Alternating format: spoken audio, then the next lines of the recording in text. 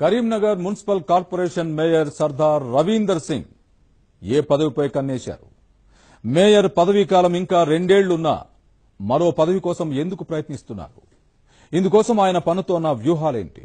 కేసీఆర్ నుంచి ఆయనకు ఎలాంటి భరోసా లభించింది? మేయర్ వేస్తోన్న స్కెచ్ సక్సెస్ అవుతుందా? వివరాలు ఈ స్టోరీలో చూద్దాం.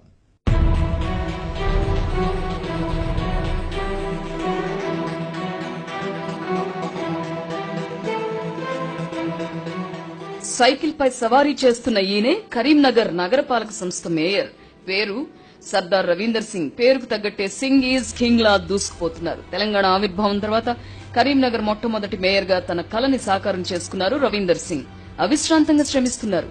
ఉద్యమకాలం నుంచి రవీందర్ సింగ్ అంటే కేసీఆర్ కు అమితమైన అభిమానం.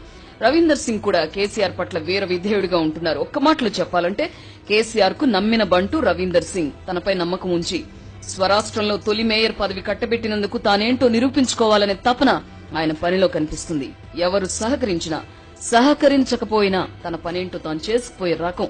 ప్రతిరోజు ఏదో ఒక పనితో జనం మధ్యలో ఉంటారు. ఏ పనైనా వినూత్నంగా చేస్తూ ఉంటారు. ఓ రోజు సైకిల్ పైన నగరమంతా తిరుగుతూ పనులు చక్కబెడుతుంటారు. మరో రోజు కాలినడకన పురవీధుల్లో కలియదిరుగుతారు. ఏదైతేనేం సదా ప్రజల చెంత ఉండేందుకే ఆయన ఇష్టపడుతూ ఉంటారు. అంతలా మేయర్ పదవిని ఎంజాయ్ చేస్తున్న సర్దార్ మనసు ఇప్పుడు మరో పదవిపై పడిందట.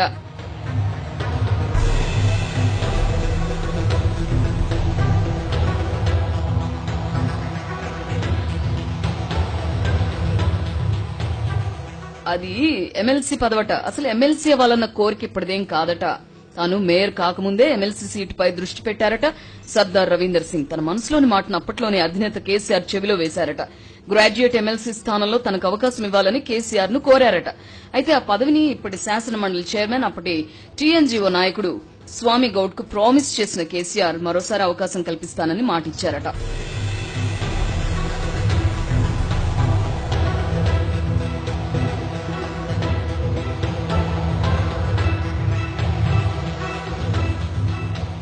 అప్పటి నుంచి అవకాశం కోసం ఎదురు చూస్తున్నారట రవీందర్ సింగ్.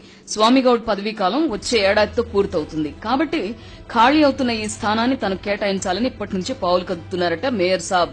ఒకవేళ ఆ స్థానం నుంచి వీలు కాకపోతే వచ్చే ఏడాది మరో ఎమ్మెల్సీ స్థానం కూడా ఖాళీ అవుతోంది. అది Congress MLC Santosh Kumar seat. MLA కోటాలో ఉన్న ఆ సీట్నైనా తనకు కేటాయించాలని ముఖ్యమంత్రి కేసీఆర్ కు విన్నవించుకుంటున్నారట.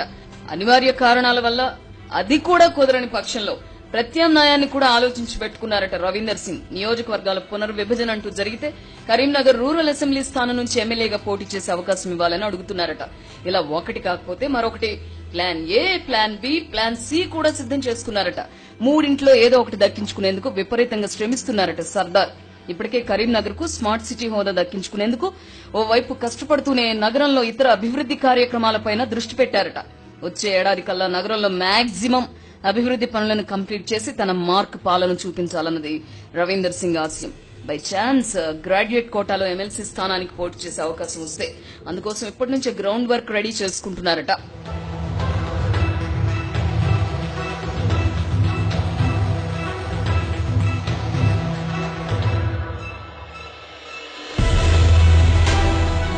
గ్రాడ్యుయేట్ల ఓట్లను రాబట్టుకునేందుకు తనకున్న పరిచయాలు, పరపతిని వాడుకునేలా స్కెచ్ వేశారట.